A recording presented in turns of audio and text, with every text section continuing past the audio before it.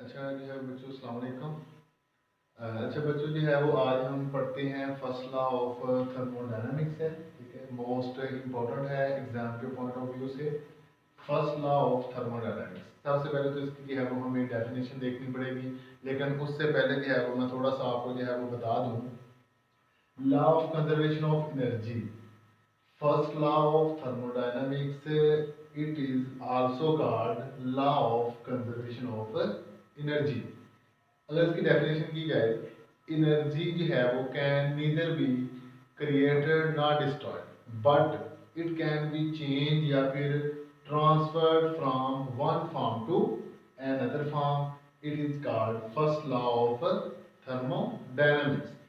फिर बेटा जो है वो मैंने इसी के अंदर लिखा है, energy change is both of heat या फिर वर्क। क्योंकि बेटा जो है वो ये हम पहले भी डिस्कस कर चुके हैं, हीट और वर्क। हीट और work it is not a property of the system. और सेकंड पॉइंट के अंदर हमने जो है वो देखा था, it is not a state function. ये क्या है? ये दोनों पाथ फंक्शन है। हीट और वर्क क्या है? दोनों पाथ फंक्शन है और एनर्जी की एक फॉर्म है। Heat is a form of energy, work is form of energy. Energy change is sum of both heat और वर्क। फिर बेटा जी है हम देखते हैं डेल ई। डेल ई क्या है? डेल ई वैसे तो ये इंटरनल एनर्जी होती है, चेंज इन इंटरनल एनर्जी। तो इंटरनल एनर्जी होती है सम ऑफ ऑल पॉसिबल एनर्जी। जितनी भी एनर्जीज हैं अगर उसका सम कर लिया जाए तो वो होती है इंटरनल एनर्जी। या फिर मैं कह दूं the sum of kinetic energy and potential energy is called internal energy. Internal energy direct हम फाइंड नहीं कर सकते, फिर उसके अंदर हम क्या करते हैं कि चेंज इन इंटरनल एनर्जी जो है वो हम मालूम कर सकते हैं किस फार्मूले के अकॉर्डिंग? ये वाला Q प्लस डब्ल्यू। ये हमारे पास सिस्टम है। अगर किसी सिस्टम के ऊपर जो है वो हमने हीट को अप्लाई किया तो बेटा जो है वो जाहिर बात है कोई सिस्टम उसके मुकाबले में क्या लें कोई वर्क करेगा। ठीक है, तो Q प्लस डब्ल्यू ऐसे हम जो है वो इंटरनल एनर्जी को फाइंड कर सकते हैं। यही हमारे पास फर्स्ट लॉ ऑफ थर्मोडायनामिक्स की इक्वेशन है। अब हम यहाँ पे ये दो सिस्टम है हमारे पास। ये वाला जो सिस्टम है इसका ये जो पिस्टन है ये मूवेबल है। पिस्टन क्या है? मूवेबल है। जब हमने इसके ऊपर प्रेशर अप्लाई किया या मैंने इस साइड से इसको जो है वो हीट दी, तो जब मैंने इसको हीट सप्लाई की तो इसके अंदर चेंज आ गया क्योंकि इसका टेम्परेचर बढ़ गया। तो जब टेम्परेचर बढ़ा वॉल्यूम क्या हुआ? वो भी इंक्रीज हो गया। और जो प्रेशर होगा वो डिक्रीज हो जाएगा, क्योंकि ये हम पढ़ते आ रहे हैं वॉल्यूम और प्रेशर एक दूसरे के इनवर्सली प्रोपोर्शनल होते हैं। वॉल्यूम और टेम्परेचर एक दूसरे के डायरेक्टली प्रोपोर्शनल होते हैं। तो इसके अंदर जो पिस्टन था वो मूवेबल था। ठीक है, अब हम क्या कहते हैं, एक के अंदर भी अब हमने क्या किया, जैसे कि दो हमारे पास हैं दोनों सिस्टम, एक के अंदर हमने फिक्स कर दिया, पिस्टन मूवेबल नहीं है, पिस्टन को हमने फिक्स कर दिया। उसके ऊपर जो है वो हम टेम्परेचर भी अप्लाई किया, या यूँ समझ लें हमने उसकी हीट जो है वो बढ़ा दी, उसको टेम्परेचर देना शुरू कर दिया। तो सिस्टम ने जो है वो वर्क नहीं किया। क्यों?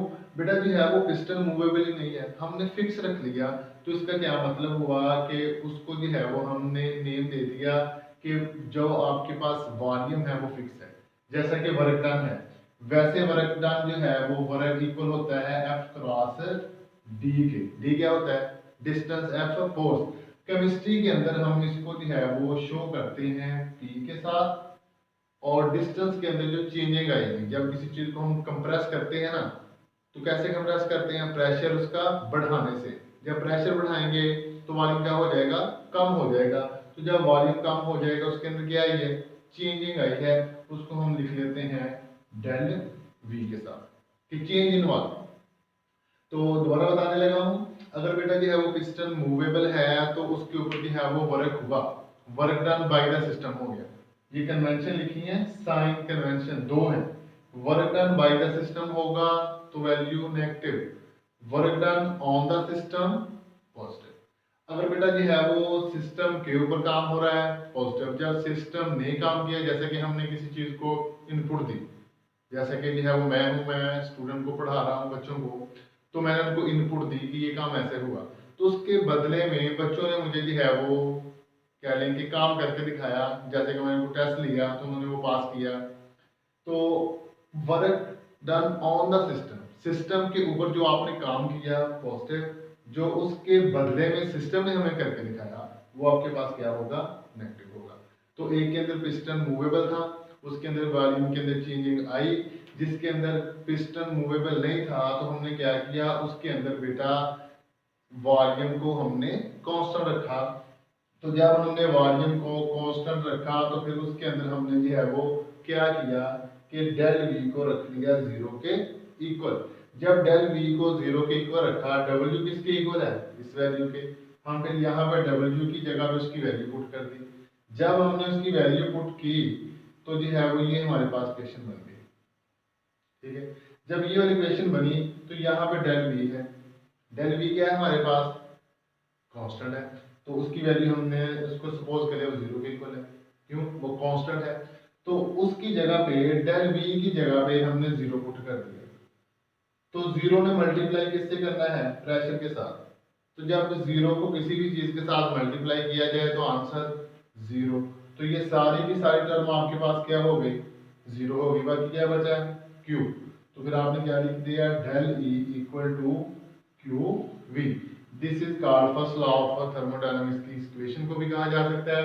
और ये शॉर्ट क्वेश्चन के तौर पे आपसे ये भी पूछा जा सकता है कि इस इक्वेशन को प्रूव करें, किसको, del E equal to Q V. तो बेटा ये जो है वो क्वेश्चन अच्छे से याद करना है। शॉर्ट क्वेश्चन भी पूछ लिया जाता है, बाज़ लॉन्ग क्वेश्चन भी पूछा जाता है।